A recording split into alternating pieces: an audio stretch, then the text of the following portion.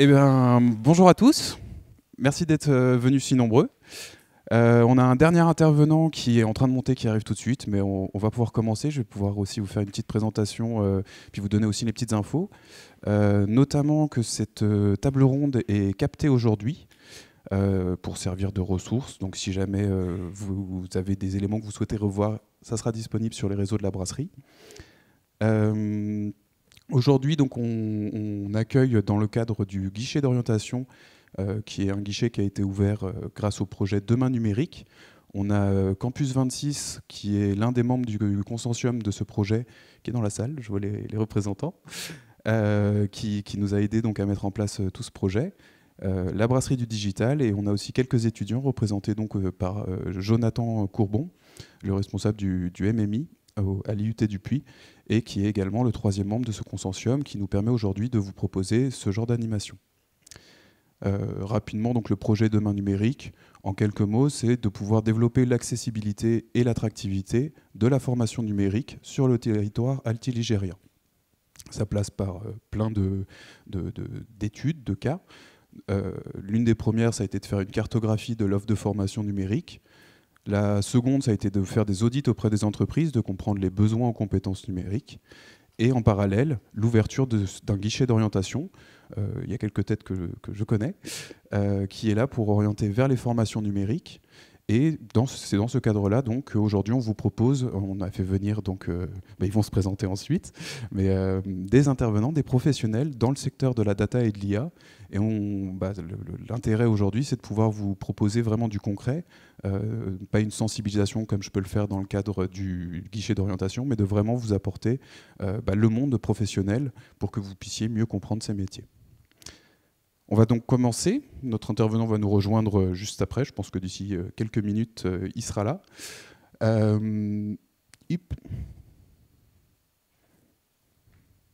Alors, on va remercier nos deux intervenants et trois qui vont nous rejoindre. Et merci Loïc. Et ben voilà, tu arrives pile poil au bon moment. Je te laisse t'installer. Donc, ce que je vous propose, on va enchaîner directement. On va faire une petite présentation. Je vais vous passer le micro. Il y en a un deuxième, parfait. Et ce que j'aimerais, pour qu'on puisse commencer ensemble cette table ronde, c'est que vous nous fassiez une petite présentation rapide de votre parcours, de votre poste, de votre formation, le secteur. Et pour chacun d'entre vous, que vous puissiez nous faire aussi juste un petit détail. Qu'est-ce qui vous a mené dans ce métier? Qu'est-ce qui vous a donné envie de vous orienter vers ce métier? Qui veut commencer? Allez. Bonjour tout le monde. Donc moi c'est Loïc Masson, je suis le cofondateur de HKM Data. Donc nous on est une entreprise où on intègre une solution de gestion, en l'occurrence Accelor, dans tout type d'organisation. Donc des entreprises évidemment, des associations aussi. Et on va gérer un petit peu l'intégralité des process au sein d'une organisation, donc de la gestion de la CRM, la gestion des ventes, tout ce qui est supply chain, tout ce qui va être production, tout ce qui va être compta, tout ce qui va être marketing automation aussi. Voilà. Donc moi au départ j'ai fait une école de commerce, donc pas du tout orienté informatique, même si j'avais vraiment j'aimais ça. Et j'ai fait un peu tous les métiers. J'ai fait pas mal de stages en finance, en marketing, en commerce. Et en fait, il n'y avait rien qui me plaisait vraiment. Et du coup, j'ai bifurqué sur l'informatique. Et aujourd'hui, je fais plein de choses en informatique, mais je fais aussi vraiment ce que j'ai appris, à savoir de la finance, de la gestion. Et nous, ce qui est super... nous, notre raison d'être, c'est vraiment essayer d'aider les organisations à simplifier leurs process, à supprimer toutes les tâches à faible valeur ajoutée. Et ça, le numérique, du coup, c'est plutôt l'outil parfait. Et in fine, derrière, c'est de capitaliser sur toutes les datas qui sont renseignées dans le RP, dans les applications qui tournent autour, pour arriver à sortir des tendances et des éléments qui vont nous aider à prendre des décisions. Voilà. Merci beaucoup. Alors, Mohamed. Et bonjour tout le monde, moi je m'appelle Moïse Mohamed, je suis chercheur et data scientist à Logipro. Logipro est un éditeur de logiciels dans deux domaines principaux, à savoir la formation professionnelle et l'information routière. Et justement, dans ces deux domaines-là, on utilise de l'IA dans le domaine de l'information routière pour améliorer un petit peu la sécurité routière en France, mais dans le domaine de la formation, de mettre en place des solutions innovantes et intelligentes pour assister les apprenants dans la formation professionnelle. Par rapport à ma carrière, j'ai fait une école d'ingénieur en informatique en Algérie entre 2009 et 2014. Et à 2014, j'ai intégré l'université de Paul Sabatier à Toulouse, dans laquelle j'ai fait un master dans l'optimisation combinatoire, ce qui m'a permis d'être initié aux solutions d'intelligence artificielle. Et après ça, justement, j'ai fait un stage dans l'optimisation combinatoire pour optimiser un petit peu les transports et les livraisons en France. Et après ça, j'ai intégré Logipro en 2017, dans laquelle j'ai fait une thèse, ce qu'on appelle une thèse CIFRE. C'est une thèse qui a été proposée par Logipro, qui a été aussi encadrée par l'Université Savoie-Mont-Blanc de Chambéry. Et justement, dans cette thèse, on a fait de l'IA en fait, pour mettre en place ce qu'on appelle très souvent les tuteurs intelligents en fait, qui aident les formateurs et les apprenants à mieux apprendre tout au long de leur cursus d'apprentissage. Concrètement, l'IA a été utilisée en fait, pour détecter un petit peu les apprenants qui ont des difficultés d'apprentissage et d'aider les formateurs à capter ces apprenants-là afin de leur proposer des remédiations pour les aider à mieux réussir. Voilà. Merci beaucoup. Juste, qu'est-ce qui t'a finalement emmené pourquoi tu as eu envie d'aller vers ce secteur-là ? Justement, durant mon cursus universitaire, j'ai eu quelques modules dans l'analyse de données. J'étais plus ou moins intéressé par justement détecter des schémas cachés dans les données. Donc, j'ai cherché des stages de fin d'études dans cette direction-là. Et après ça, c'était clair pour moi que je voulais faire une thèse sur le sujet, je voulais faire de la recherche et découvrir de nouvelles méthodes dans le domaine de l'IA et de la donnée. Et c'est pour cette raison que justement j'ai intégré Logipro et on a fait une thèse de doctorat donc, qui dure 3 ans, durant laquelle j'ai travaillé sur ça. Et là, j'étais plus sûr que jamais que je voulais vraiment faire ça. Ok, donc c'est la recherche un petit peu et l'optimisation dans les données qui t'ont plu. Voilà, exactement, oui. Merci beaucoup.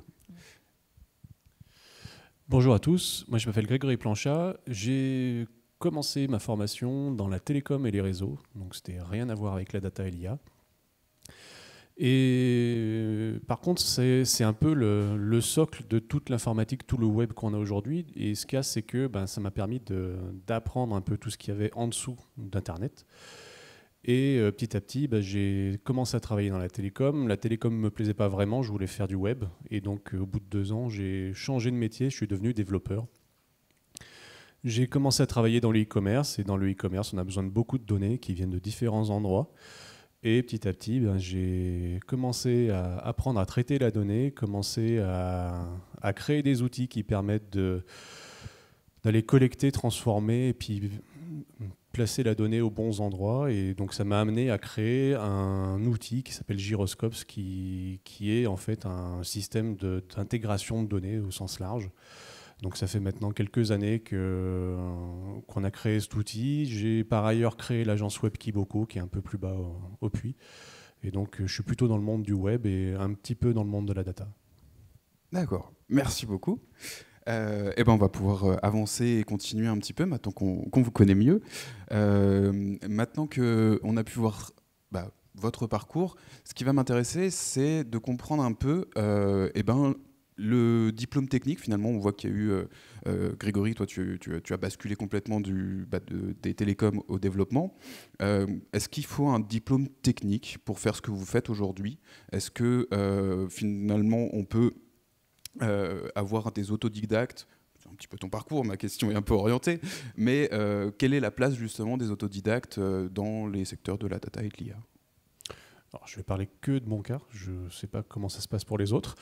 En tout cas, moi j'avais appris le PHP, le JavaScript et un peu de C en dehors de l'école, donc ça m'a permis de assez rapidement trouver un emploi, me faire certifier par des organismes réputés pour pouvoir ensuite trouver un emploi et arriver assez facilement à rentrer dans le monde du travail. Après, je parle du monde du travail, de l'informatique et du développement d'il y a presque 20 ans, donc qui est très différent d'aujourd'hui.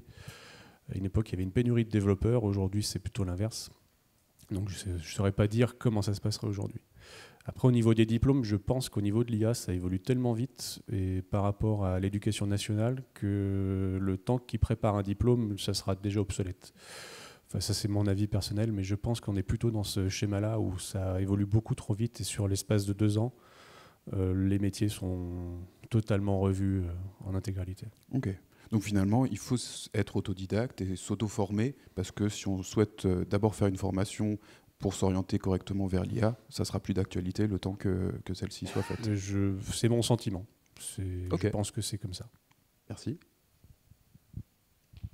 Oui, merci. Je confirme effectivement ce qui vient d'être dit. Moi-même qui suivais un petit peu une formation universitaire dans l'intelligence artificielle et la data, il faut toujours avoir une certaine curiosité, une certaine façon d'aller chercher soi-même l'information pour progresser.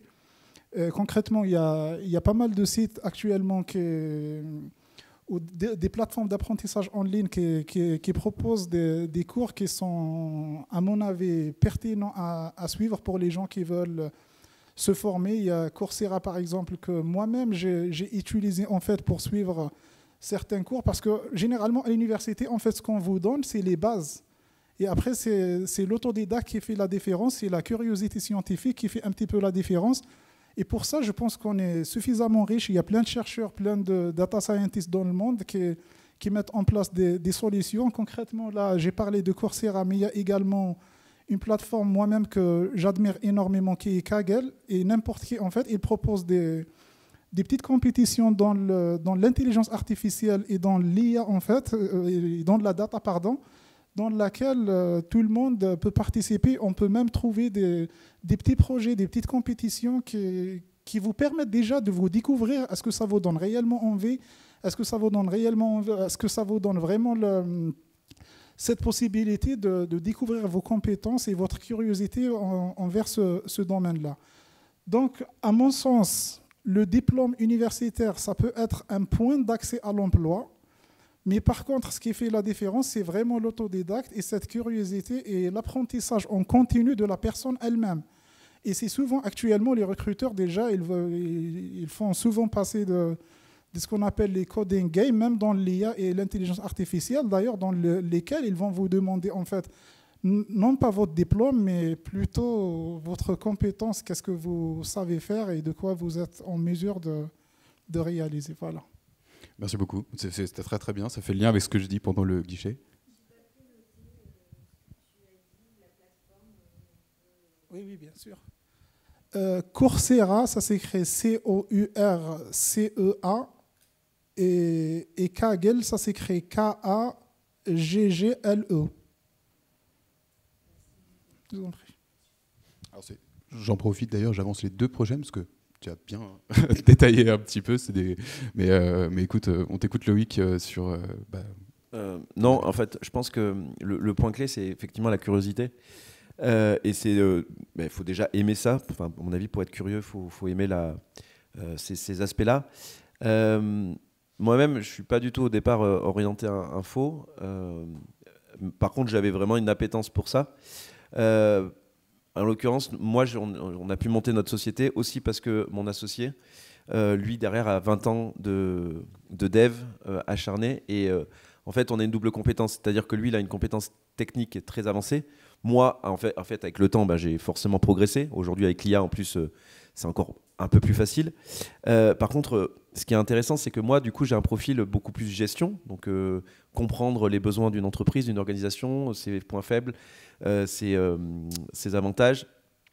Et du coup, en fait, cette compétence-là que j'ai avec la partie digitale, ça offre des perspectives immenses. Et donc, que vous ayez finalement des compétences dans un point qui presque n'a rien à voir avec le digital, dans l'absolu, ce n'est pas très grave, parce que vous pouvez justement avoir une plus-value dans le digital avec cette compétence-là. Je ne sais pas si je suis très clair, mais... Et ça, c'est bien. C'est-à-dire moi, je ne crois pas qu'il y a des portes particulièrement fermées. Encore moins aujourd'hui, il y a y a plein d'outils pour apprendre. Et ça, c'est bien. Il faut juste avoir envie et aimer ça. Sinon, il n'y a pas de secret, quoi. C'est vraiment l'outil. C'est très, très bien ce que tu dis. Ça me fait rebondir justement sur aujourd'hui. Donc toi, tu as un parcours plus commercial, plus gestion et finance.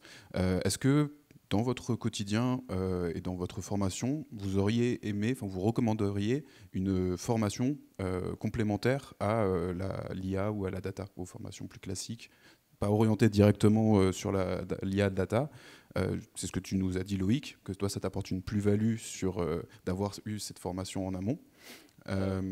Alors oui, et à l'inverse, moi finalement au départ, là où j'ai été, où ça m'a posé des problèmes, c'est que j'avais pas ce socle de base technique. Donc quand on l'a pas, en fait, on papillonne, on part un peu dans tous les sens. Et c'est l'avantage avec Gaël, mon associé, c'est lui qui m'a posé les bonnes bases pour que ça soit cohérent tout ce que je faisais, quoi. Même si évidemment lui, c'est lui qui gère cette partie-là, quoi.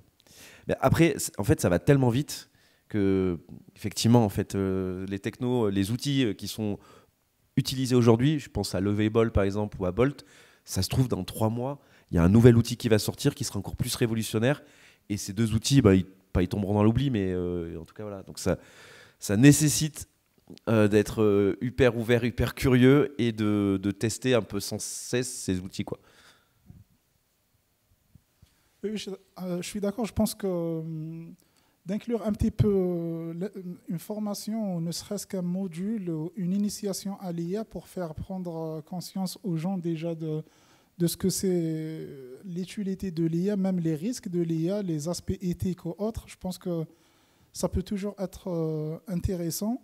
Après, moi, dans mon cas, j'ai fait ça, donc je ne sais pas les autres formations, comment ça se déroule, sachant qu'il y a actuellement des universités, il y a des spécialités. Moi, à Toulouse, je sais qu'il y avait une spécialité qui était exclusivement dédiée à l'IA, en fait. Okay. Il y a même des écoles d'ingénieurs actuellement qui sont en train d'être montées pour faire des formations d'ingénieurs sur l'intelligence artificielle et la data. Donc c'est un domaine qui progresse très, très rapidement. Je pense qu'on va être rattrapé d'une manière ou d'une autre par cette technologie.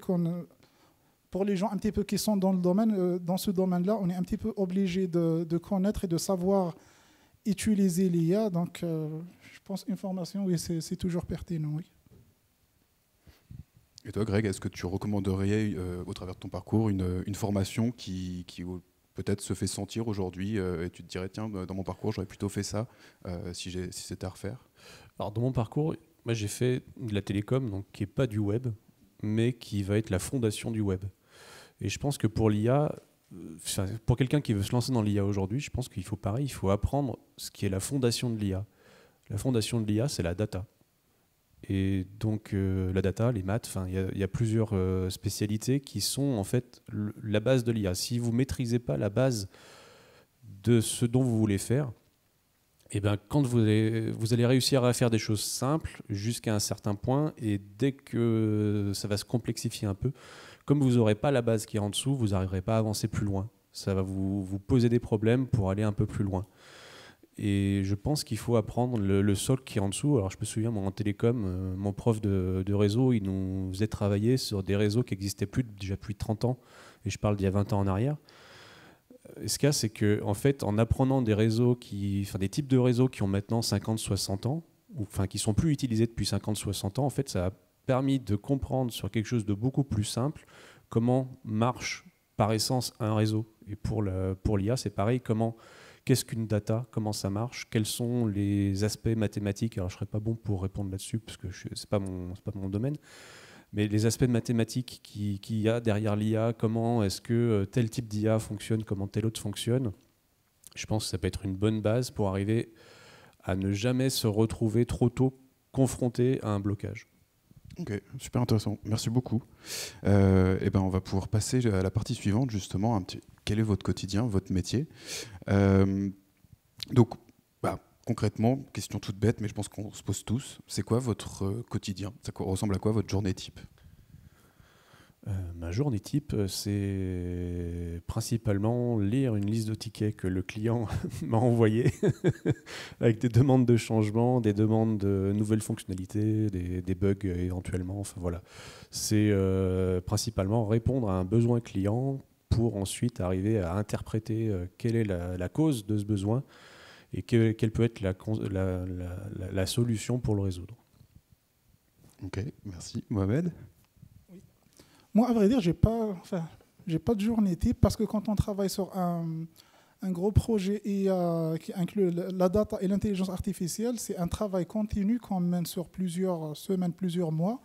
Mais si je dois résumer une journée, ça consiste souvent en fait déjà de prendre connaissance de ces données. Si on a envie d'étudier un phénomène avec de la data et de l'IA, d'abord, il va falloir commencer par analyser ces données, les comprendre et faire souvent ce qu'on appelle le nettoyage de ces données-là pour garder que les données pertinentes pour le problème étudié. Et par la suite, ça va consister à modéliser un petit peu le problème qu'on veut résoudre. Ça rejoint ce qui vient d'être dit en fait. D'abord, la base, c'est les données, de pouvoir modéliser ça et après de concevoir ces algorithmes IA pour tenter de répondre à la problématique qu'on cherche à résoudre. Après, il va falloir évidemment analyser les résultats. On reste toujours, c'est de la donnée, c'est de l'analyse de la donnée, mais cette fois-ci qui provient de l'IA, le résultat de l'IA. Et après, évidemment, il va falloir communiquer ces données-là. Et là, on passe soit par des solutions, des vitrines dans lesquelles on présente les résultats, soit dans mon cas, soit par la communication scientifique, où vous serez par exemple amené à publier des articles ou à interagir avec des chercheurs sur les découvertes que vous aurez faites avec votre IA. Ok, merci beaucoup. Donc 2 journées totalement différentes pour le moment. Et Loïc? Alors moi, j'ai pas vraiment de journée type. Enfin, c'est un peu un mix des deux. C'est-à-dire que j'ai aussi des tickets avec des clients qui potentiellement ne sont pas contents ou attendent des modifications. Nous, on travaille beaucoup en gestion de projet, c'est-à-dire que l'intégration d'un logiciel de gestion, un ERP, ça prend plusieurs mois, minimum 6 mois, et beaucoup plus en fonction de la taille du projet. Et on passe par plein de phases. Donc, on va passer par une phase d'audit. Donc, on va aller dans l'organisation, comprendre qu'est-ce qu'ils font, quels sont tous les process métiers. À partir de là, en fait, on va rédiger une sorte de cahier des charges.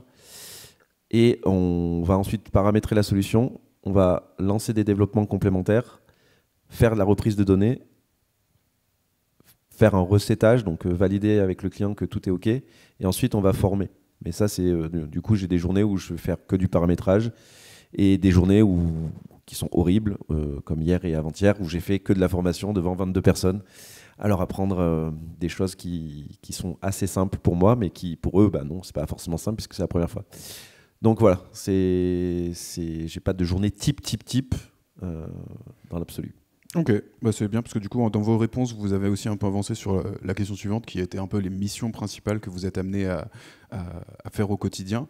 Ce qu'on peut peut-être du coup plus détailler, ça va être un projet concret, le dernier. Bon, tu nous as parlé de formation. Est-ce que vous voulez nous détailler un petit peu plus le dernier projet concrètement? Qu'est-ce que vous avez fait dans votre activité? Ouais, alors nous, le dernier projet, le dernier gros projet sur lequel on est en train de bosser actuellement, c'est pour une association. C'est AFIPH, ils sont 3600 salariés, donc c'est quand même une grosse structure. Et on est en train donc du coup de changer leur logiciel de gestion par le nôtre. Donc c'est un projet qui, lui, ça fait plus de 2 ans sur lequel on bosse. Donc au tout départ, on a fait une phase d'audit, on a fait du paramétrage. Donc en fait, on paramètre l'application en fonction de ce qu'on a discuté avec le client et de ses process métiers. On a récupéré toute sa data, donc de son ancien système, qu'on a transformé, qu'on a rechargé dans le nouveau système. Donc là, par exemple, on est passé par un outil qui s'appelle Talend, en l'occurrence. On a reseté avec le client que sa donnée était bonne dans le nouveau système, que ses process métiers étaient bons. On a imaginé des workflows, donc c'est-à-dire que des automatisations, quand on passe telle étape, il y a tel paramètre à contrôler, il y a telle alerte email qui est envoyée. Bref, ça, c'est des choses qu'il n'avait pas dans son ancien système et qu'on a paramétrer dans son nouveau système.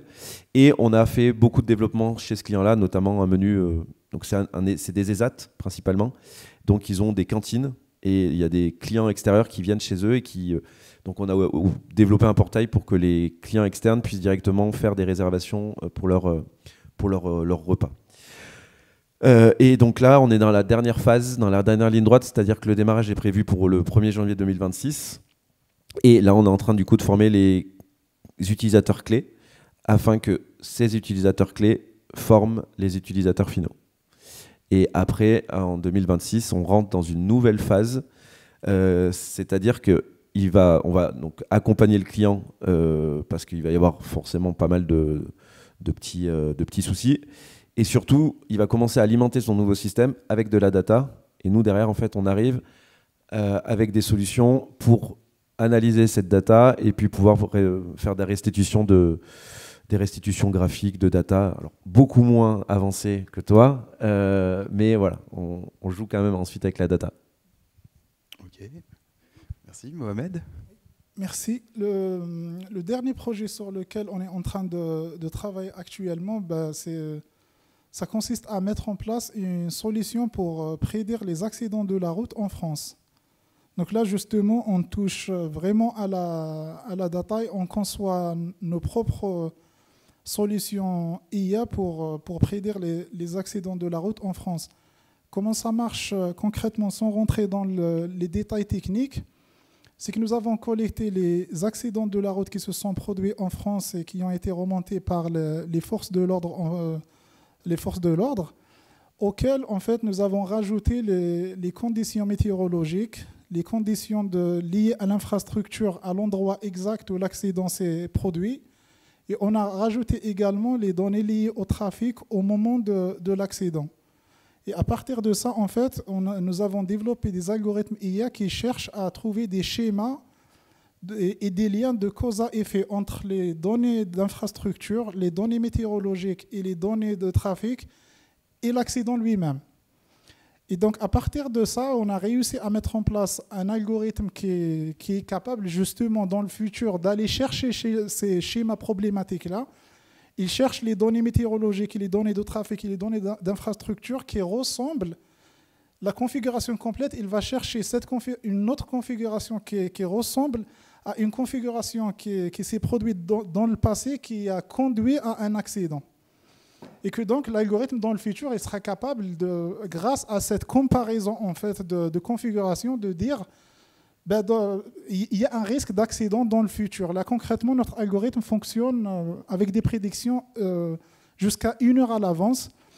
Autrement dit, à 9 heures, on est capable de prédire un accident qui risque de se produire entre 9 heures et 10 heures, à des points précis. Et donc là, concrètement, pour mettre... Là, c'était le côté données et intelligence artificielle. Mais pour mettre en valeur cette solution, nous avons développé une carte, une vitrine, une map sur laquelle on affiche les points de surveillance, les points les plus accidentogènes. Et toutes les heures, notre algorithme va chercher les données d'infrastructure, les données de trafic et les données météorologiques pour les comparer au passé et de dire, là, peut-être il y a une probabilité qu'un accident puisse se produire sur tel ou tel point. Eh bien, trop bien. Ça pourrait améliorer la sécurité, c'est impressionnant. Oui. Demain, sur Waze, on peut avoir attention. Si on arrive à intégrer Waze comme partenaire, ça serait parfait. Pour le moment, on a cette carte pour les gens qui veulent la consulter. C'est accidentprédiction.fr. Accidentprédiction.fr, pour le moment, elle est en cours d'expérimentation. Mais ce que je peux vous dire, c'est qu'on a un bon début, de bons résultats de recherche pour le moment. On arrivait, pour les données du passé, on arrivait à prédire jusqu'à un accident sur 3, ce qui n'est pas négligeable grâce à la donnée et l'intelligence artificielle. Ok, trop top. Merci beaucoup. C'est un bel exemple de projet concret. Et toi, Grégory, on a un projet là dernièrement chez Gyroscope. Alors, faut choisir. J'ai un projet qui dure depuis assez longtemps, alors pour le coup, qui qui est un peu à cheval entre le e-commerce et la data. Pour un de nos clients, on a mis en place une plateforme pour que leurs propres clients puissent commander. Donc des clients grands comptes, que les chefs d'équipe de leurs clients grands comptes puissent se connecter automatiquement sans rentrer de login mot de passe sur une plateforme d'achat d'équipements de protection individuelle. Donc concrètement, tout ce qui va être masques, lunettes, baudriers, gants, toutes ces choses-là, pour les gens qui sont sur les chantiers, tous les EPI. Donc que les chefs d'équipe puissent commander ni sans avoir à taper de mot de passe, login mot de passe, ni avoir besoin de sortir une carte bancaire. Et donc on crée depuis quelques temps de plus en plus de sites dédiés à chacun de leurs clients, et donc chacun de leurs clients va avoir son propre catalogue, ses propres tarifs négociés, son propre niveau de stock, toutes ces choses-là. Et donc il faut arriver à agréger toutes ces informations. On prend en compte aussi le métier de la personne qui est en train de commander pour lui présenter que les EPI qui vont le concerner, qu'un électricien ne se retrouve pas avec des EPI qui sont pour quelqu'un qui s'occuperait de traitement des déchets, par exemple. Ce n'est pas tout à fait les mêmes besoins. Et donc voilà, il y a toute cette question où il faut aller piocher les bonnes infos dans le catalogue global et aller chercher dans leur ERP les bons tarifs, les bons stocks. Trop bien, merci. Donc on voit qu'avec la donnée, finalement, on peut faire vraiment beaucoup de choses très différentes. Et ben, on va pouvoir se pencher justement un peu plus sur la partie technique. Si on devait avoir un aspect, quelle est pour vous la compétence technique dans votre métier qui est indispensable? Qu'est-ce qu'il faut savoir faire impérativement pour vous, hein? Après, ça faut en choisir une. Si on a plusieurs qui sont complémentaires, ça peut être plusieurs. Mais vraiment, la partie technique, ou si on ne sait pas faire ça, c'est pas possible pour votre métier. Alors j'aurais tendance à dire, je vais parler du développement parce que c'est là où j'ai le plus de maîtrise, là où je suis le plus à l'aise, mais dans le développement, avec l'arrivée de l'IA, moi ce que je remarque, c'est que la compétence dans l'écriture de code vaut de moins en moins cher. Donc si vous apprenez parfaitement un langage ou 2 langages ou 3 langages, cette compétence que vous aurez, elle a très peu de valeur. Parce que vous pourrez demander à une IA de le faire pour vous, et elle ira beaucoup plus vite que vous pour écrire 2000 lignes de code. 2000 lignes de code pour une IA, c'est 1 minute, 2 minutes. Pour vous, c'est 2 heures. Ce qu'il y a, c'est que, ou 2 jours. Un développeur compétent, ce serait 2 heures. Et ce qu'il y a, c'est que cette valeur-là, elle ne vaut plus rien. Et ce qu'il y a, c'est que plutôt que de rester dans la case développeur pur, je pense que les développeurs doivent apprendre à faire de l'architecture, monter d'un niveau, monter d'un cran, être capable de faire de la conception, savoir faire la conception d'une application pour pouvoir piloter l'IA. Parce qu'une IA, ça doit rester un assistant. Enfin, Microsoft appelait son IA copilote. Donc ça veut dire, ça suppose qu'il y a un pilote à côté. Ça doit être vous le pilote. Donc c'est à vous de savoir piloter l'IA pour savoir concevoir une application et pas que l'IA vous sorte un plat de spaghettis et que personne ne soit capable de bosser dedans, même pas une IA. Ok. Merci. Mohamed, toi, ça serait quoi de la compétence technique? Pour moi, on parle de quelqu'un qui a besoin de concevoir et de développer des solutions IA et de manipuler des données. Moi, je pense qu'il y a quand même besoin de connaître un minimum sur un langage de programmation sans vouloir faire sa promotion, qui est Python. Pourquoi? Parce qu'il y a une communauté derrière qui est, à mon sens, extraordinaire et qui vous donne des outils et des bibliothèques qui sont très facilement exploitables et réutilisables et qui vous permettent de faire pas mal de choses sur les données, notamment, par exemple, des graphiques pour comprendre un petit peu les liens initiaux qui peuvent exister entre les variables de vos données. Vous donne des bibliothèques qui vous permettent de développer des algorithmes de machine learning très, très rapidement. Évidemment, tout en ayant effectivement l'IA qui est votre assistant et non pas le maître qui gère votre code. Parce que là, admettons, je prends l'exemple de notre projet qui est la prédiction des accidents de la route. Quand j'ai récupéré les données initiales sur les accidents qui se sont produits, là, effectivement, je pouvais par exemple demander à ChatGPT de me sortir le code qui fait une analyse initiale de ces données-là. Mais après, il y a un petit souci. Il va falloir comprendre ce code, le code qui a été généré, il va falloir le comprendre.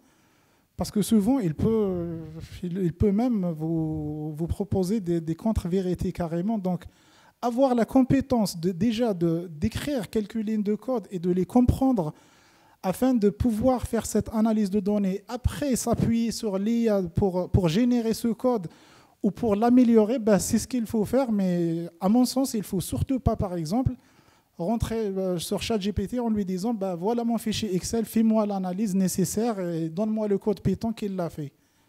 Moi, je serais déjà capable d'écrire le code qu'il le fait. Je demande à l'IA de m'assister, mais quand j'aurai le résultat, j'ai besoin d'être sûr que c'est bon et que je peux partir sur cette base-là. Okay. Donc, à mon sens, il y a besoin quand même d'avoir une compétence technique. En fait, je parle de Python, il y a d'autres langages, hein. Mais dans l'IA et la data, je pense que c'est le langage numéro 1 qu'il faut commencer un petit peu à manipuler, sachant qu'il est très proche du langage naturel. Donc je pense qu'il n'est pas très difficile à apprendre, franchement. Ok, merci beaucoup. Donc Python. Et pour toi, Loïc? Moi, du coup, je rejoins exactement ce que vous avez dit. Je rajouterais, en fait, il faut être logique et avoir du bon sens. Et le plus dur, c'est de faire simple. Enfin, donc, on peut avoir plein d'idées, on peut s'imaginer que l'IA peut arriver à le faire en 2-2. Mais si on n'a pas posé les bases, qu'on n'a pas réfléchi, qu'on n'a pas structuré et qu'on n'y a pas une logique derrière, en fait, on va arriver à un plat de spaghettis, c'est un peu ça, quoi. Donc, le bon sens et la logique, ben, c'est super important. Ça serait la compétence technique, enfin, la gestion de projet finalement, de savoir s'organiser d'un point A à un point B. Arriver à organiser déjà son idée de base et arriver à avoir une logique. Et c'est pas forcément le plus simple au départ. Okay. Une logique à appliquer à tout le projet du point A au début. Ok, donc Python, une logique et l'architecture pour avoir une vision globale, ce qui rejoint finalement aussi un petit peu la gestion de projet sur... Ça marche. Alors moi, il y a un aspect que je développe beaucoup sur le guichet d'orientation et ça m'intéressait d'avoir votre point de vue là-dessus. C'est le côté, le fameux soft skills qu'on nous ressort un peu partout, les savoir-être, pour ceux qui seraient moins anglophones. Dans vos métiers, quelles seraient les compétences humaines qui pour vous sont indispensables pour réussir? Moi, j'ai besoin de comprendre ce que les gens font pour arriver à mettre en place nos outils. Donc, pour moi, déjà, il y a de l'empathie. C'est vraiment une qualité assez essentielle. D'être logique, en tout cas d'avoir un esprit le plus logique possible. Empathique, logique. Ouais, c'est déjà pas mal. Bien, déjà. Oui, moi je dirais la curiosité, enfin j'allais dire scientifique, mais moi j'associe scientifique presque à tout. En fait, la curiosité scientifique, c'est-à-dire de toujours aller chercher un peu, quand on est dans ce domaine de data et IA, toujours aller chercher un peu plus loin pour mieux comprendre que ce soit l'algorithme ou d'ailleurs de comprendre ses propres données qu'on essaye d'utiliser pour résoudre un problème. Et il y a également effectivement l'esprit collaboratif et d'avoir cet esprit analytique qui vous pousse à aller chercher, par exemple, dans des schémas, dans des données que parfois même l'IA ne peut pas trouver. Parce que, comme l'a dit mon collègue, l'IA, le fondement, c'est la base. Mais après, effectivement, le raisonnement, c'est l'être humain. Donc, il faut avoir cette curiosité, l'esprit analytique et collaboratif. Voilà. L'empathie, la logique et la curiosité. Et pour toi, Grégory? Je rejoins un peu la question de l'empathie. Notre boulot, nous, on vient du monde de l'e-commerce. Notre boulot, c'est de comprendre qu'est-ce que va faire une personne et qu'est-ce que veut faire une personne. Nos clients, les personnes avec qui on interagit chez nos clients, vont pas toujours, même rarement, nous exprimer un besoin tel que nous, on l'aurait exprimé de manière technique. Donc, il faut arriver à écouter ce qu'ils ont à dire, essayer de creuser qu'est-ce qu'il y a derrière, parce que des fois, ça arrive souvent que les personnes dans les entreprises discutent entre eux et arrivent déjà à une forme d'idée de ce que pourrait être la solution. Et quand on discute avec avec eux, ils nous donnent justement cette idée qu'ils ont réussi à en conclure, et des fois, il faut aller gratter pour savoir quelle est la source de cette idée. Pourquoi est-ce qu'on fait ça ? Et la semaine dernière, justement, on a eu ce cas-là. En fait, un client qui est arrivé, qui a dit « Ah, il nous faut un attribut de plus pour mettre telle information dans le… » Et en fait, en creusant, on s'est rendu compte que le besoin, c'était de mettre la référence produit de leurs propres clients qui ont eux-mêmes un référentiel de produit. Donc, en fait, il fallait mettre une deuxième référence. C'est très simple d'ajouter une deuxième référence à côté, sauf que en fait, la solution qui nous a été exprimée au début, elle nous paraissait extrêmement complexe. Et en fait, le résultat n'aurait pas été meilleur avec une solution très complexe qui aurait pris du temps, alors que là, en quelques heures, c'était réglé. Ok, merci beaucoup. De ce que vous avez pu exprimer, que ce soit sur les compétences techniques ou les soft skills, les savoir-être, est-ce que vous voyez, ou pas peut-être, mais dans votre métier, une évolution ? Est-ce que ces compétences vont finalement, est-ce qu'on aura besoin peut-être d'être moins empathique, d'être moins curieux, ou le Python peut-être va se faire dépasser en compétences techniques et ce sera une autre ? Est-ce que vous voyez déjà des évolutions qui apparaissent dans vos métiers ou pas ?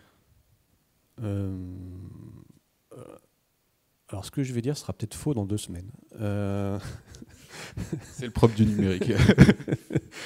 Mais j'ai plutôt l'impression que les langages dominants dans un domaine prennent par effet d'amplification du fait que l'IA va choisir ce langage dominant, que tous les langages dominants vont arriver à ne plus pouvoir être surpassés dans leur propre domaine. Je vois le Go dans la partie cloud qui se bat avec Rust en ce moment, mais en tout cas dans la partie cloud, c'est Go et Rust qui prennent tout, et aucun autre langage peut y rentrer. Dans la data, c'est le Python, parce que dès qu'on demande à une IA de faire quelque chose en rapport avec la data ou l'IA, c'est le Python qui sort. Dès que c'est du web, c'est soit du JavaScript, soit du PHP. Et par exemple, en PHP, il y a des nouvelles bibliothèques qui arrivent depuis quelques temps pour faire de l'IA, mais quand on pose une question à une IA sans la cadrer, sans lui dire « je veux que tu fasses avec tel outil », l'IA va sortir du Python. Et ce cas, c'est qu'il y a un effet d'amplification qui fait que les langages vont être cloisonnés dans leur domaine d'application, et potentiellement que toutes les personnes qui développent ce langage n'ont pas forcément faire beaucoup d'efforts pour essayer de percer dans un domaine où de toute manière l'IA ne va pas les pousser. Ok. C'est intéressant. Donc il y aura une tendance qui va se fortifier par rapport à des langages. Ouais, je parle des langages, mais c'est pas limité aux langages. On le voit dans tout. Dans le e-commerce, il y a Amazon en ce moment qui a peur de l'IA. Parce que les IA n'envoient pas sur Amazon par défaut. Les IA envoient beaucoup ailleurs. Donc, je parle des langages, ça arrive dans le e-commerce, ça arrive dans tous les domaines. Et il y a un effet d'amplification où, si vous êtes bien positionné aujourd'hui, comme le SEO il y a 20 ans, il va y avoir un effet d'amplification où l'IA se nourrit d'elle-même aujourd'hui. Donc il y a un effet d'amplification où l'IA va prioriser quelque chose qu'elle a elle-même priorisé avant, et donc elle va mettre un poids supérieur à ce qu'elle avait déjà priorisé avant, donc un effet d'amplification. Ok, donc c'est super intéressant. Donc si on veut en tirer parti, ça veut donc dire qu'il faut s'intéresser aujourd'hui au langage, ou en tout cas aux compétences techniques qui sont identifiées comme dominantes, et les prioriser dans leur développement de compétences. Oui, c'est ça. Mais après, je ne sais pas si dans 2 ans, ce sera nécessaire d'apprendre un langage. Donc je ne sais pas. Merci. Ça peut être aussi sur les évolutions humaines, sur les compétences, les soft skills. Est-ce que si jamais vous voyez des évolutions qui pourraient se tendre, des besoins qui vont émerger ? Je pense que c'est déjà de savoir utiliser l'IA. Maintenant, on parle carrément parfois d'ingénieur prompt. Je ne sais pas si peut-être ça parle à tout le monde, mais de savoir formuler déjà sa demande à l'IA, ça devient une compétence à part entière. Donc concrètement, en fait, ça rejoint un petit peu ce qui a été dit quand on parle de l'architecture de la solution qu'on veut mettre en place, et de connaître concrètement son besoin. Pour tirer bénéfice de l'IA, il va savoir aussi l'exprimer correctement à l'IA. Ok, merci beaucoup. Moi, ce que je vois là depuis quelques mois, c'est notamment dans les entreprises qu'on suit, ou nos nouveaux prospects, nos nouveaux clients, c'est qu'ils pensent qu'avec l'IA, en fait, ils vont pouvoir faire plein de choses d'eux-mêmes. Donc il y a un côté un peu un rêve enfin exaucé. C'est-à-dire que je vais pouvoir ne plus passer par un intermédiaire, je vais pouvoir me créer ma propre solution en 4 clics, en 10 prompts. Et en fait, bah non, parce que derrière ça, il y a vraiment besoin déjà de comprendre précisément quel est votre besoin. Et puis, on n'en est pas là, et je suis même pas sûr qu'un jour on en soit là, parce que c'est simple de faire une application en 4 prompts peut-être, mais en prenant en compte tous les paramètres, toutes les variables qu'on peut avoir au sein d'une organisation, au sein d'un pays, de normes légales, etc. Mais aujourd'hui, il y a vraiment ce côté rêveur en mode, en fait, là, c'est bon, je vais passer sur Lovable ou Bolt et je vais me faire mon prompt. Et puis, en fait, pour faire un POC, c'est très bien. Pour aller un peu plus loin, ouais, pour aller plus loin, c'est quand même limité, quoi. J'y crois pas trop, quoi. Ok, ça avance un petit peu sur les questions ensuite justement, mais ça va être intéressant quand même si on se projette un petit peu plus loin, là pour le coup, allez, 3, 5, peut-être même plus, c'est vous qui me dites. Quelles seraient ces évolutions? Est-ce que vous, de votre quotidien aujourd'hui, vous pouvez imaginer un peu les évolutions là peut-être plus techniques, je pense? Franchement, c'est chaud parce que ça évolue tellement vite. Je lisais il n'y a pas très longtemps justement, peut-être que ce côté exponentiel de l'IA qu'on a connu depuis 3-4 ans, elle aurait tendance peut-être un peu à se stabiliser d'un point de vue performance, c'est-à-dire qu'il y aura peut-être moins, ils vont peut-être moins sortir de dingueries que ça a pu être le cas ces derniers mois. Mais encore une fois, on ne maîtrise pas du tout le côté innovation de ces boîtes-là, quoi. Ça marche. Je lis aussi la question juste après, hein, parce que c'était lié finalement, c'était comment l'IA aussi, au travers de ces évolutions, va impacter vos missions. Oui. En fait, moi, je suis d'accord. Je pense que ça se stabilise un petit peu et je ne sais pas s'il y a vraiment beaucoup de lois par rapport à l'IA et par rapport à l'utilisation de la donnée. Mais je pense qu'avec les efforts européens sur ce volet-là, ça risque de faire en sorte que l'IA stagne. Là, on a quand même construit des modèles IA qui sont assez performants avec plein de données. Et peut-être il y a des choses à revoir au niveau légal et éthique sur ces données-là et sur ces solutions-là, ce qui risque de ralentir un petit peu cette progression exponentielle que l'IA a vue depuis 3-4 ans. Là, je pense effectivement qu'on arrive à un plateau, ça risque de se stabiliser pendant un petit moment. Oui, mais sur 5 ans, je ne sais pas. C'était quoi là? C'était comment ça allait évoluer, l'IA générative. Oui. Comment tu penses que l'IA générative au quotidien va impacter tes missions? Oui, il y a effectivement certaines tâches qui peuvent être déléguées facilement à l'IA générative, notamment, dans mon cas par exemple, la génération de quelques rapports. Concrètement, on peut lui donner par exemple le code qu'on a produit derrière, on lui demande un rapport technique ou de rajouter des commentaires ou même carrément d'améliorer le code. Là, oui, pour moi, c'est vraiment très efficace.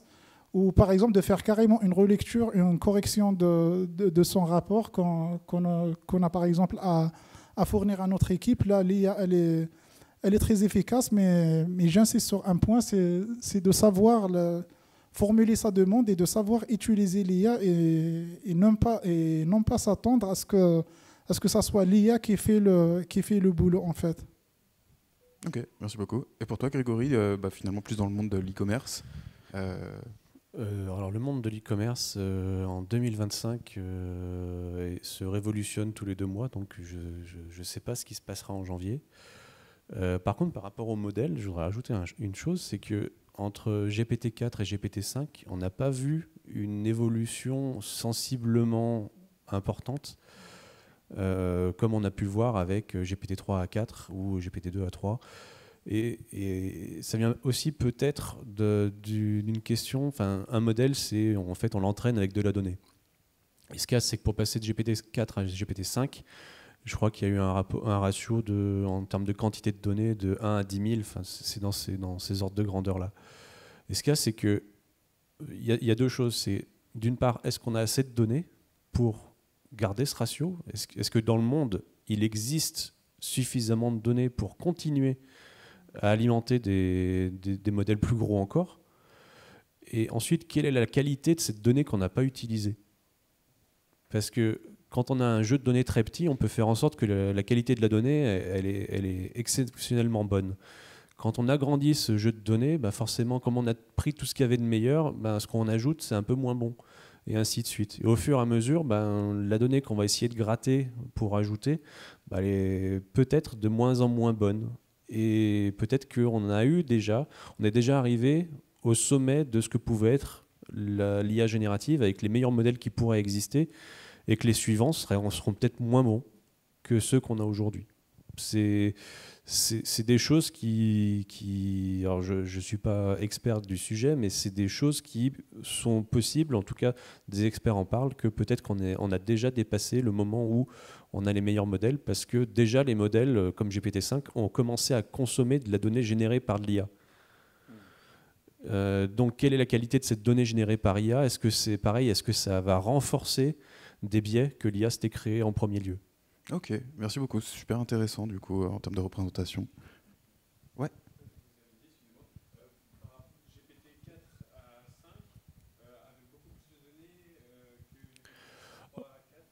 En nombre de milliards de paramètres, je ne saurais pas donner exactement les chiffres, je ne les ai pas en tête. Et pareil, en termes de quantité de données, je sais qu'en termes d'entraînement, c'est plusieurs centaines de millions de dollars pour entraîner le modèle GPT-5 pendant au moins 6 à 8 mois. Donc des milliers de machines qui tournent à plein régime pendant 6 à 8 mois. C'est la puissance d'un réacteur nucléaire qu'il faut pour entraîner tout ça pendant 6 à 8 mois. En termes de consommation électrique, c'est phénoménal. Et ce qu'il y a, c'est que par rapport à GPT-4, il y a un rapport qui était peut-être 100 fois moindre en termes de puissance nécessaire pour le faire. Et de coût.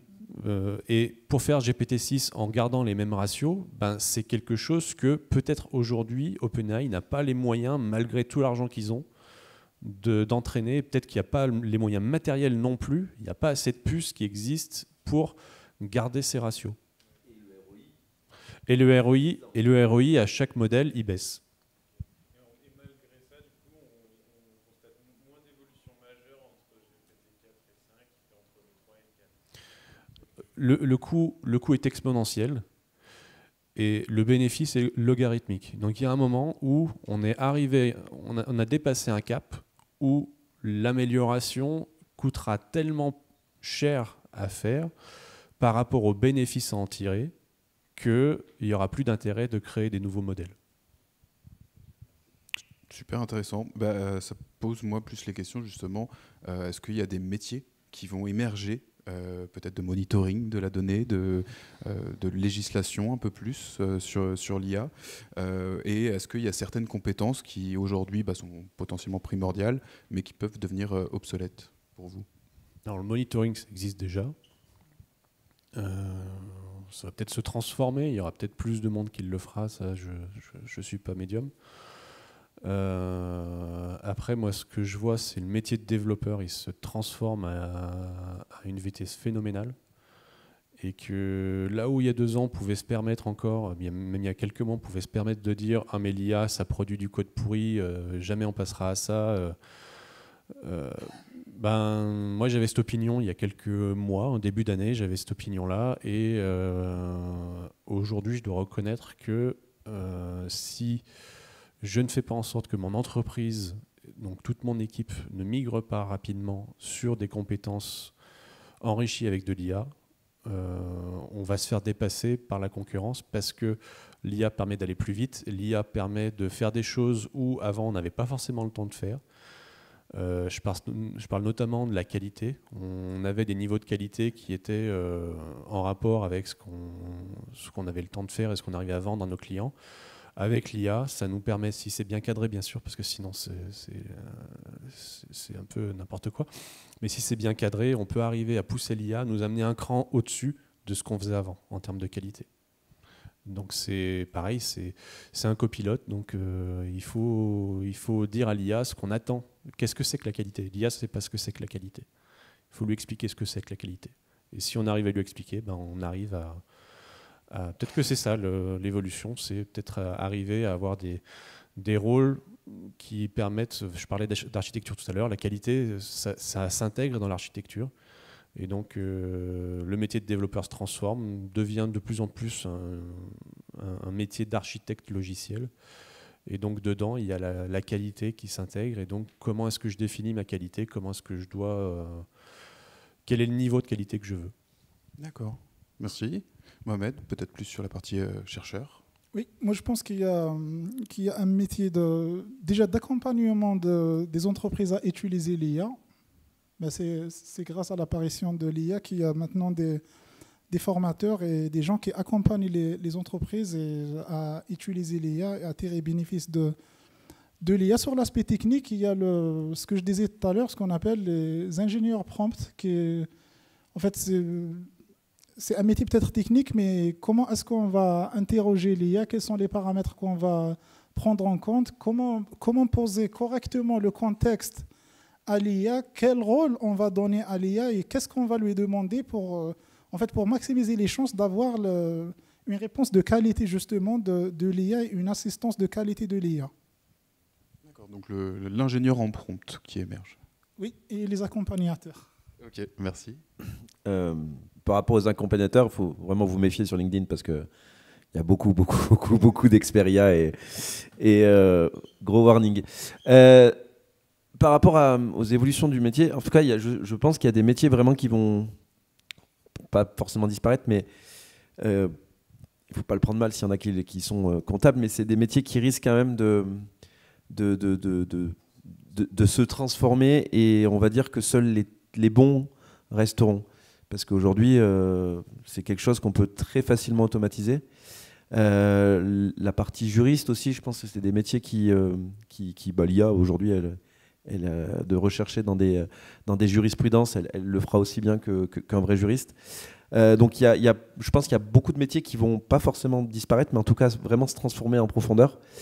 Et c'est vraiment les bons qui arriveront à rester, à émerger, et par contre qui seront sans doute même très, très bien payés parce qu'on aura toujours besoin de personnes très bonnes. Mais les moins bonnes, je pense que c'est un vrai sujet. Il va y avoir une révolution quand même, à mon avis, sur ce point. Eh bien, merci beaucoup. Alors, on a parmi l'auditoire des personnes qui, du coup, souhaitent, s'ils sont venus ici, a priori, c'est qu'ils sont intéressés par ces métiers, en comprendre un petit peu plus. Donc, on va profiter de votre présence, si ça veut revenir, pour quel conseil vous donneriez à un étudiant, à une personne qui serait en reconversion, ou toute personne, en somme, qui voudrait venir sur ces métiers?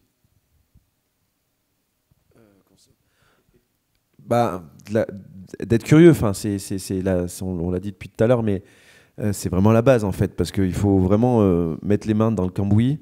Je pense que vraiment le côté amusement c'est important parce que faut être curieux, s'amuser, tester, et in fine, je pense quand même derrière c'est bien d'avoir quand même un background, une base quand même technique. Moi je l'avais pas au départ et j'ai galéré et du coup je me suis formé par la suite parce que c'est quand même, c'est pas magique l'IA si on comprend pas quand même les bases derrière.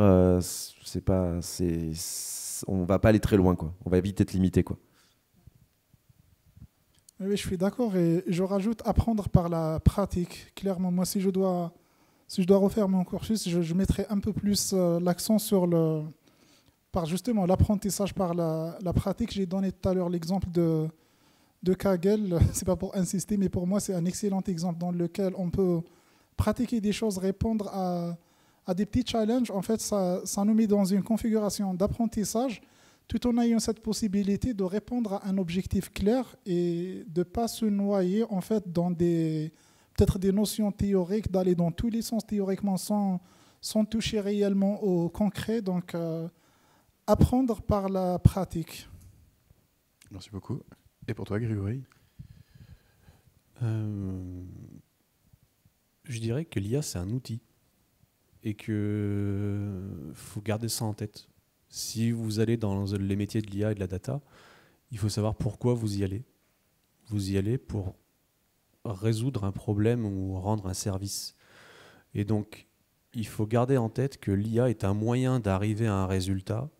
C'est un outil et c'est pas une fin en soi. Vous n'allez pas dans l'IA pour faire de l'IA. Vous allez dans l'IA parce qu'il y a un besoin de résoudre tel problème et que le meilleur moyen de le faire, c'est l'IA. Un exemple, par exemple, aujourd'hui, on s'éclaire avec des ampoules. Pour arriver à l'ampoule, il y a 200 ans, on utilisait des bougies. On n'a pas amélioré la bougie pour arriver à l'ampoule.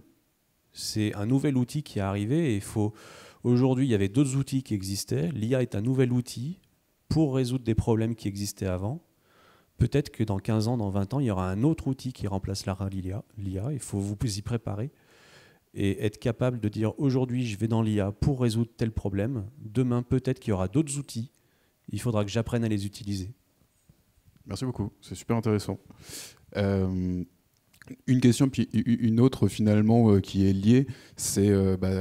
alors, Kaggle était un très bon exemple, mais qu'est-ce qu'on peut faire aussi pour faire valoir auprès d'un recruteur, par exemple, des expériences, si on n'a pas d'expérience du tout, ça sera compliqué de se faire embaucher. Donc, quelles seraient les premières réalisations qu'on peut faire pour avoir une sorte de portfolio à présenter si on veut s'orienter vers les métiers de la data et de l'IA?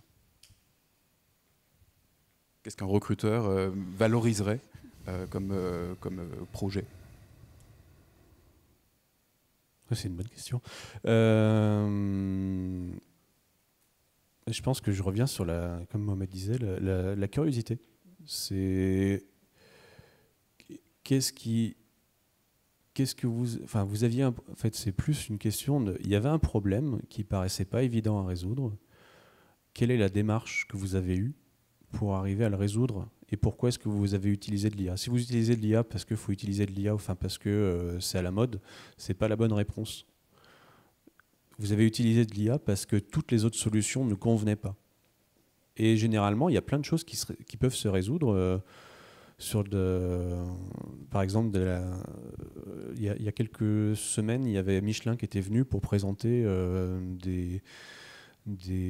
la mise en place d'IA pour faire de la prédiction de panne ou prédiction de production. Et donc, en fait, Michelin, avant d'arriver à se dire il faut de l'IA, ils ont essayé plein de choses avant pour arriver à déterminer quand est-ce qu'une panne sur leur machine pouvait arriver.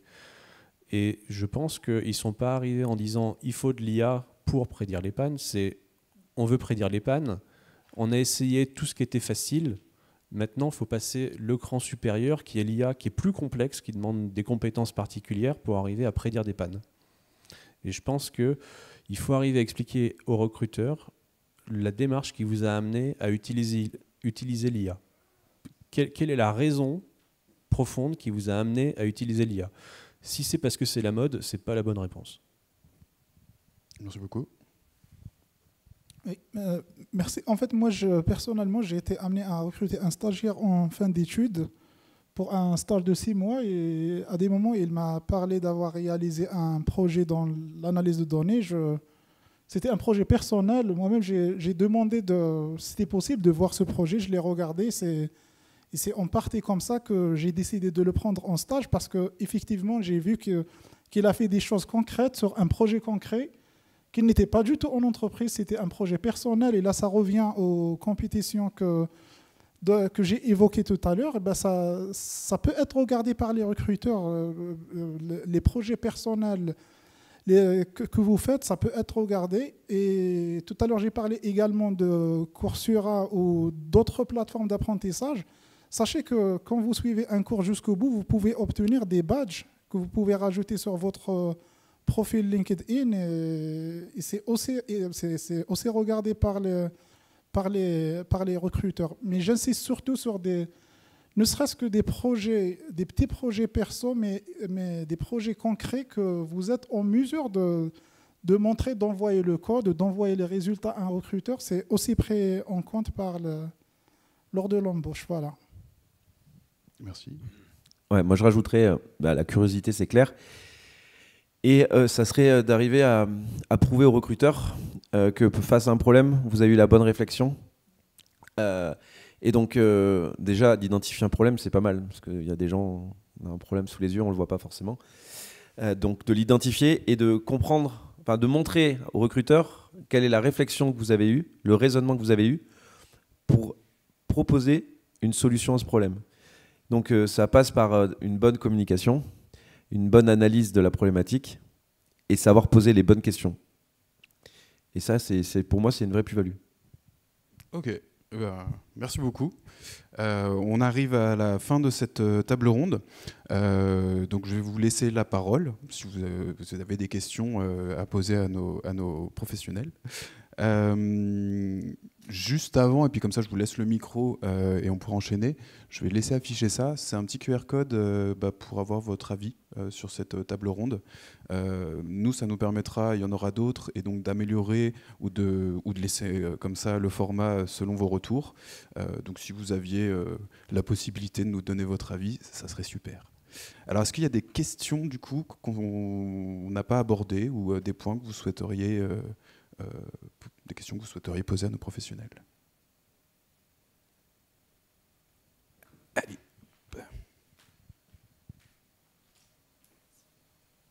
Merci. Donc bonjour. Moi j'avais une question par rapport au nettoyage de données. En fait, je voulais savoir quel impact avait le nettoyage de données par rapport à un modèle IA. Parce que j'imagine, du coup, quand on nettoie les données, forcément, on perd des données aussi. Donc, s'il y a un équilibre à avoir entre cette perte de données et la précision de données par rapport à l'IA. Je ne sais pas si c'est clair. Qu'est-ce que tu entends par nettoyage de données ? Par exemple, le fait de supprimer tous les champs qui sont nuls, ou avant même l'utilisation des données, quoi. Alors, on parle souvent de transformation, chargement. L'idée, c'est que Mohamed, tu seras 10 fois plus performant que moi, mais en gros, on part d'un fichier, on part d'une donnée brute, et on va essayer de compléter cette donnée pour arriver à une donnée la plus propre possible. Et c'est plusieurs étapes. On parlait d'ETL, on parlait de choses comme ça. L'idée, c'est de partir d'une donnée brute et d'exploiter cette donnée brute. Il peut y avoir des biais importants et surtout des résultats qui sont moyens, quoi. Oui, je suis d'accord et je rajoute qu'il y a deux approches pour le nettoyage de données. Il y a l'approche éliminatoire dans laquelle on supprime, et il y a une approche corrective. Donc l'idée, c'est quand on a des doutes sur certains champs, certaines variables, parce que le nettoyage de données peut nous amener à supprimer carrément une colonne, une variable entière. Donc là, l'idée, c'est par exemple d'essayer les deux approches et de faire une étude très basique, d'étudier la corrélation entre la variable qu'on veut supprimer et notre variable cible, et en corrigeant la variable problématique, de refaire exactement le même process et de voir comment la corrélation varie par rapport à ce processus de nettoyage.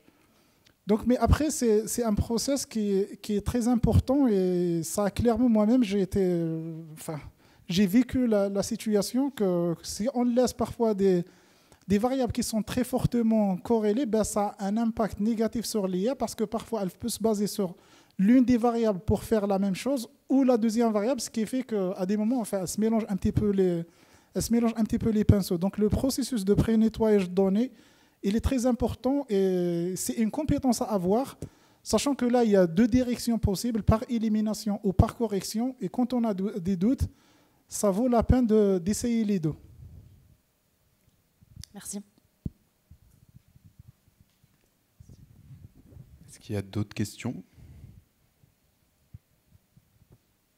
Non. Eh ben, on va pouvoir. Alors peut-être, si moi je m'en étais noté une, juste parce que c'était pour terminer. Alors, est-ce qu'il y a un mythe sur votre métier que vous en avez ras-le-bol d'entendre et que vous souhaiteriez briser? Les développeurs vont disparaître. Ok.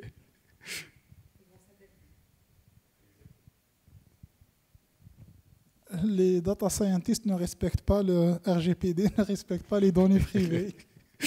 C'est pas du tout vrai. Très bien. Non, moi j'en ai pas. Enfin, Ok. je vous rejoins pour le coup. Ok. Eh ben, merci à tous d'être venus et d'avoir participé à cette table ronde. J'espère qu'elle vous aura apporté. Et puis, très bon après-midi à vous.